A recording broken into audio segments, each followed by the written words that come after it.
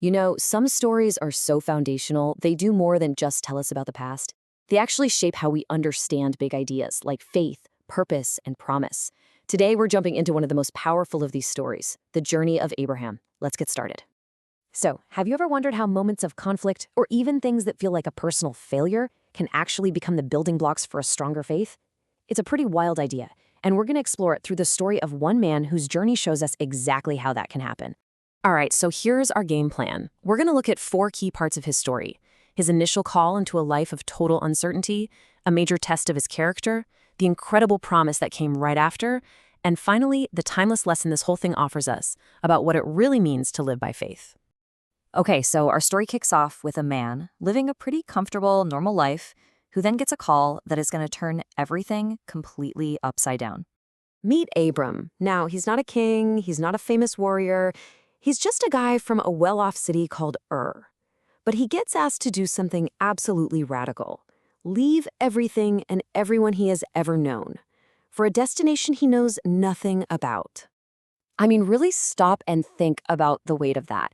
This is so much more than just moving to a new town. It's cutting yourself off from your culture, your family, your entire safety net. It's a massive leap into the dark with absolutely nothing to go on but a single promise. But the journey isn't just about facing the unknown outside.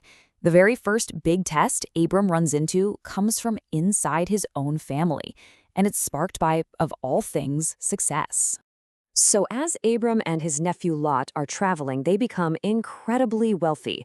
Their herds of livestock just explode in size. And pretty soon, the land literally can't support both of them, and their workers start fighting over resources. This tension starts to threaten their whole family relationship. And this is where it gets so interesting, because you see 2 totally different mindsets. On one side, you have Lot. He makes his choice based purely on what he can see. He looks around, sees the lush green valley, the obvious prize, and snatches it up. But Abram, he prioritizes peace over profit. He lets Lot choose first and decides to trust that things will work out. And that one decision, wow, it tells you everything about Abram's character. His sense of security wasn't tied to the best farmland. It was rooted in the promise he was following. He was willing to lose the better land because he was trying to win something much more important: his relationship with his family. So, what happens after this amazing act of generosity? Lot's gone. Abram's left with what seems like the leftovers. But it's right here, in this moment of sacrifice, that the promise he'd been given becomes crystal clear in a truly spectacular way. Just picture this for a second. The dust settles, his nephew is set up on the best land, Abram is left with the drier, less desirable hills. I mean, from a practical standpoint, he just lost. But it's right here, in this moment of what looks like a total loss, that he gets a whole new vision. The contrast here is just stunning. Lot chose a small, fertile piece of a valley. God tells Abram to look in every direction, as far as he can possibly see, and promises him all of it. The scale of this promise just completely dwarfs the little piece of land Lot just chose. And the promise gets even bigger. It's not just about land anymore, it's about legacy. Abram is promised descendants as countless as the grains of dust on the earth. I mean, you can't even begin to imagine that number. His act of faith didn't just save a relationship, it unlocked a future way bigger than he could have ever dreamed of. Okay, so this brings us right to the heart of it all. What does this ancient story about 2 guys and a plot of land actually have to teach us today about how we see our world and how we make our choices? The story really gives us 2 completely different ways of looking at life. You've got the eye of sight, like Lot used. It zeroes in on the immediate win, the visible advantage. And then you have the eye of faith, like Abram's, which looks past the horizon to a deeper, unseen promise. And the story paints a really interesting picture of God, too.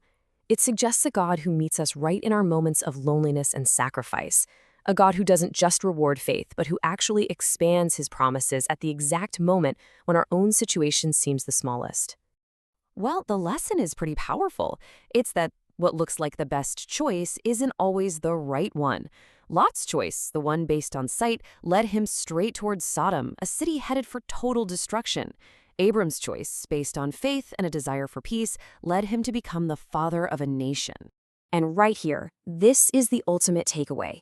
Real faith isn't about having a life with no problems or always getting the best deal for yourself.